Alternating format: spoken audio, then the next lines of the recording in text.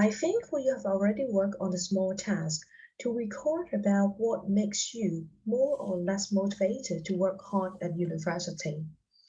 And now let's move on to discuss some old friends on work motivation. These are the traditional approaches to understand work motivation. Please bear in mind that there are altogether at least four basic work motivation theory. We call them old friends because they are very classical and somehow I could say that, well, they are very traditional and perhaps we have to consider some new movement on this work motivation theory. What are the four classical work motivation theory? Number one is the hierarchy of needs theory. Number two is self-determination theory. Number three is equity theory. And finally is the goal setting theory. As I said that, these all four theories are the very classical work motivation theory in the organization psychology literature. To understand theories on work motivation, there are some key features that we have to pay attention to. Number one is theory propositions. We need to understand the theory's key premise. Number two is the implication. What are the implications for organization? How can theory be applied in practice? And what HRM practice or management practice that we can consider? Number three, we also need to evaluating the theory because as I said that they are all the very classical theory. So to what extent that they can also be applied in nowadays work situation, we have to do some evaluation on it and see whether they are still useful in today's organization. The first theory that we would like to introduce to you is Maslow's hierarchy of needs. This theory is telling us that people generally will have five basic needs. From the bottom is the physiological needs, including like food, water, warmth, and rest. People need to have a more comfortable life. They should have enough food, water, feel warm, and have sufficient rest. The second level is the safety needs. Safety needs refers to the security and safety feeling. Stable safety in organization, in family, as well as in the society. These two kinds of the needs that we record as basic needs. The third level is the belonging and love needs, including some mature social relationship and also the feeling of the membership. The fourth level is esteem needs. Esteem needs refers to the feelings of achievement and competency. These two kinds of the needs, we refer it as the psychological needs. The psychology needs to be comfort and achieved. Last but not the least, the top one is what we call the self-actualization needs. This needs referring to achieving one's full potential, including creative activities, will give the people the sense of the self-fulfilling to lead to a new focus on helping others and also doing some socially related work. For this type of the needs, we regard it as the self-fulfillment needs. And we can see that most of the Maslow writing not concerned with work motivation, but later we can see how they can be applied in the organizational psychology literature. And people are motivated at work by unfulfilled needs is the key concept for this theory. It means that as long as people only being motivated when their needs are not being satisfied. If organizations are doing that to fulfill those needs, will create the sense of the work motivation for the employees. So this is the key concept for this theory. Hierarchy of the needs theory propositions. It says that there is a set of the needs that is universal to all people. It means that these 5 types of the needs is generally adopted by the general public. People generally will have these 5 types of the needs.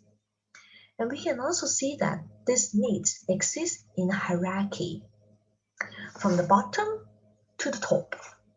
The bottom one is the physiological needs, and the top one is the self-actualization needs. Individuals will systematically satisfy needs by starting with the basic ones and moving up hierarchy, as long as their needs has been fulfilled, and then their needs will go up on one level, and if the organization or the leader do something in order to fulfill those needs, it becomes the work motivators. Basic needs always take the precedence over all higher ones. Basic needs are very necessary because for people need to have some basic needs fulfillment before they can drive upward to have a higher level of the needs. A person progresses through needs in order, moving on the next one only after this one has been fulfilled. And therefore, please also bear in mind that no need is ever fully satisfied, but a substantially satisfied need no longer motivates. It means that as long as certain needs has already been satisfied, they no longer become the motivator in driving the employees to work hard. So that's why organization as well as the leader, they have to consider which level of the needs the employees are, and then they have to move above of this level to fulfill those motivation.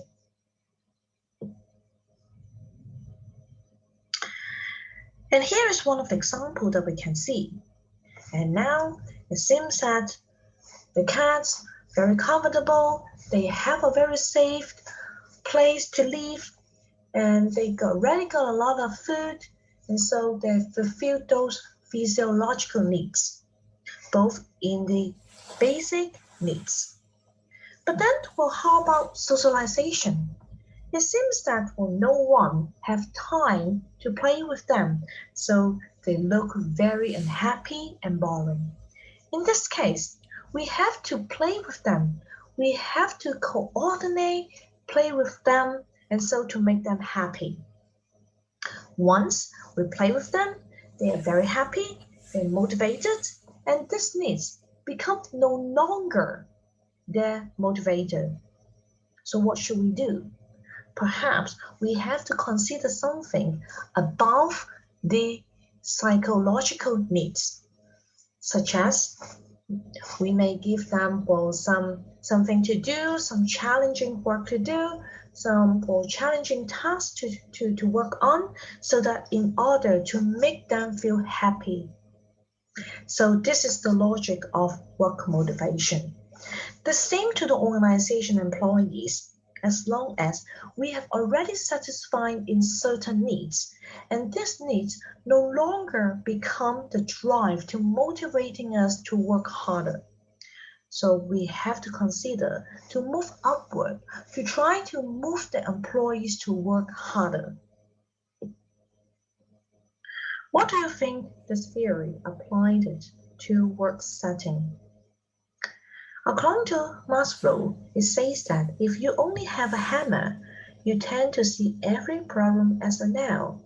So these theories tell us that whenever you see a problem, whenever you can see an employee have some needs, we have to use the tools in order to respond to satisfying their needs. So what does it tell us? It tells us that first we have to understand the employee's needs. When we can see that the employees have the needs on pay and security, so what should we do? For example, like we can consider increasing their salary in order to fulfill their basic needs. They can have enough money to eat and afford their living. And at the same time, if they have the security needs, and we also need to provide a more safer environment to them, including both the work environment as well as the family environment. Once their needs has been fulfilled and we consider to move upward to see whether the condition has been improved in terms of their social needs. Social needs can be satisfying, for example, like giving support from both the managers and co-workers. Having good work relationship is one of the key to satisfying employees' safety needs. If we move forward, with much improved work environment, work can now be important in self-esteem and self-actualization needs. Organization can provide the employees to do more challenging work, to take more responsibility in their work task, and also to give them a more chance to control over the resources and their work by giving them more power, delegation, empowerment. So we can see that if the employee's needs has been fulfilled, and so we have to move upward to satisfy the next level of the needs. The problem of work motivation also exists in the NHS work context and other associations. As we can see that the doctors and nurses in the UK are not very satisfied with their pay. And so in this situation, their basic needs has not been satisfied. That's why who cares about their self-actualization needs or higher level of the needs. In order to motivate the employees, the association, the government really need to consider about increase the pay and providing a more positive work conditions and environment for the employees.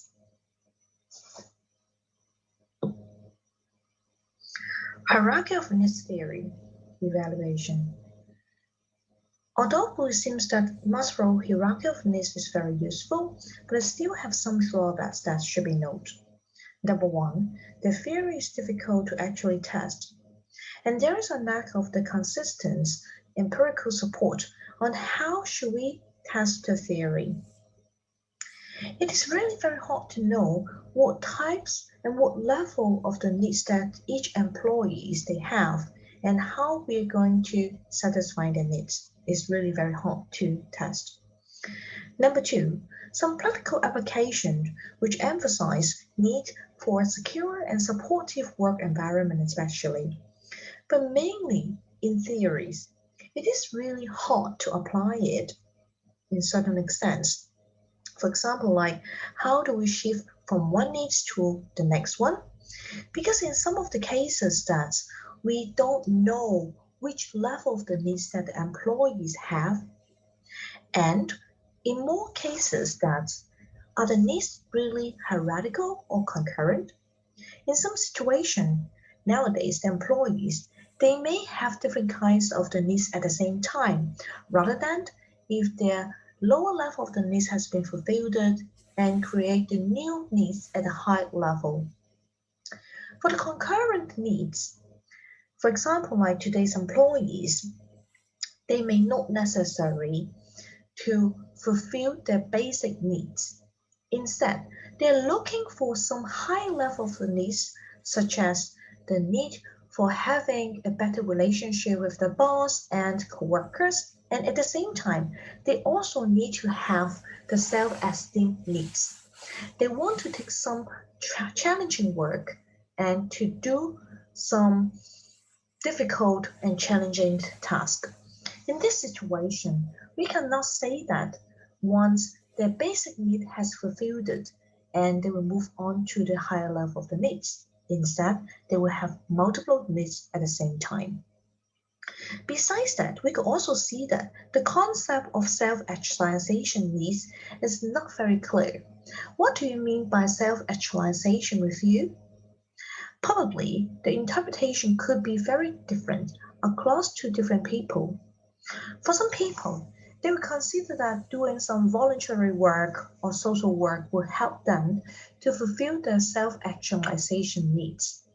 For some others, they consider that bringing organizations to a new page will consider as the self-actualizations. And so it's really hard to conceptualize. Lastly, this theory implies that everyone has exactly the same needs in life. Is it true? It may not, because it may also depend on cultural differences. In some of the country, like Japan or in mainland China, they consider about relationship is more important than personal achievement. In this case, social needs perhaps is better, more important than the self-actualization needs.